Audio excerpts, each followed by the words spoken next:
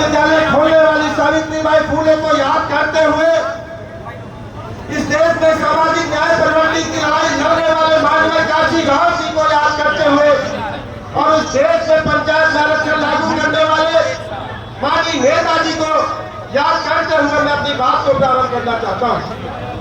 साथियों, संविधान मान स्तंभ स्थापना दिवस में मुख्य अतिथि के रूप में आए हुए हम सबके नेता आदरणीय राम गोविंद चौधरी जी हम आपका स्वागत अभिनंदन करना चाहते हैं और जितने भी साथी इस कार्यक्रम में आए हुए हैं सम्मानित मंच सभी का स्वागत अभिनंदन करना चाहते हैं।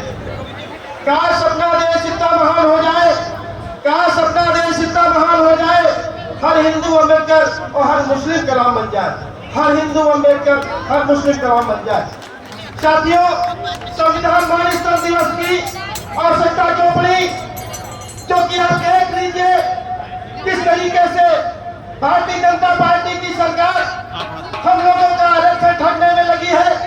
किस तरीके से जब से 10 सालों से देश और प्रदेश में भारतीय जनता पार्टी की सरकार है, किस तरीके से हमारा आरक्षण खत्म किया जा रहा है, किस तरीके से हमारे इतिहास को छिपाया जा रहा है। आप देख लीजिए अभी 5,000 विद्यालय बंद करने का काम प्रदेश सरकार ने किया और उन विद्यालयों में कौन पढ़ता है? उन विद्यालयों में 80 बैकवर्ड के बच्चे पढ़ते हैं। जो मजदूर 500 की मजदूरी करता था उसके बच्चे उस विद्यालय में पढ़ा करते थे। लेकिन भारतीय जनता पार्टी की सरकार और नेता नहीं चाहती कि 80 और बैकवर्ड के लोग पढ़े, क्योंकि जब आप पढ़ेंगे तभी उनसे आप प्रश्न करेंगे और ये लोग आपको पढ़ाना नहीं चाहते, क्योंकि जब आप पढ़ेंगे तो आप जानेंगे। क्योंकि आप देख लीजिए किस तरीके से आपके इतिहास को छिपाया गया है। और जब संविधान की बात हो तो बाबा साहब की याद आ जाती है। बाबा साहब ने कहा था कोई देश तभी आगे बढ़ सकता है जब हम शिक्षित होंगे, क्योंकि कहा गया है विद्याहीन दासो बंदे सभा मध्य हर्ष मध्य उपलब्धा। विद्याहीन पुरुष सभा के मध्य में उसी प्रकार सुशोभित नहीं होते जैसे हर्षों के मध्य में बगला। फिर बाबा साहब ने कहा था हम सबको शिक्षा के बाद संगठित हो जाना चाहिए, क्योंकि जब तक संगठित नहीं होंगे ये सामंतवादी ताकतें हमारा शोषण करने का काम करेगी। क्योंकि परियार ललित सिंह यादव ने कहा है बलिदान सिंह का होते सुना बकरे बलबेज चढ़ाए गए और विस्तारी का दूध पिलाया गया, केचुए कटिया में फंसाए गए, नकाते टेढ़े पादप गए, सीधों पे यार चलाए गए और बलवान में बाल लगा का भयो बलहीन सदा ही सताए गए।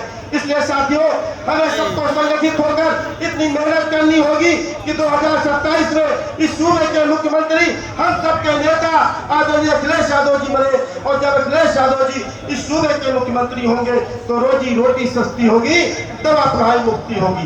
कहीं भाजपा की सरकार आ गई तो आप समझ लीजिए जैसे 1857 की जब लड़ाई हुई थी, हम रानी लक्ष्मीबाई के बलिदान को नहीं भुला सकते, लेकिन बताइए उदा देवी पासी का बलिदान का क्या होगा, अवंतीबाई लोधी के बलिदान का क्या होगा? कहा उनके कार्यक्रम को शामिल किया गया? कहीं नहीं शामिल किया और रानी लक्ष्मीबाई की कविता लिख दी गई। इसलिए साथियों, अगर अपने इतिहास को जानना चाहते हो तो अपने बच्चे को शिक्षित करना होगा पूरी ताकत के साथ। 2027 में इस सूबे में माननीय राष्ट्रीय अध्यक्ष जी अखिलेश जी को प्रदेश का मुख्यमंत्री बनाना होगा। इन्हीं चंद शब्दों के साथ ख्वाहिशों से नहीं गिरते जंग फूलों से काल की घाट को हिलाना होगा। कुछ न होगा दोस्त में से मेरों को अपने हिस्से का दिया खुद ही लाना होगा। इन्हीं चंद शब्दों के साथ मैं अपनी बात को खत्म करता हूँ। जय भीम, जय संविधान, जय मंडल, बाबा साहब अमर रहे, अखिलेश यादव जिंदाबाद।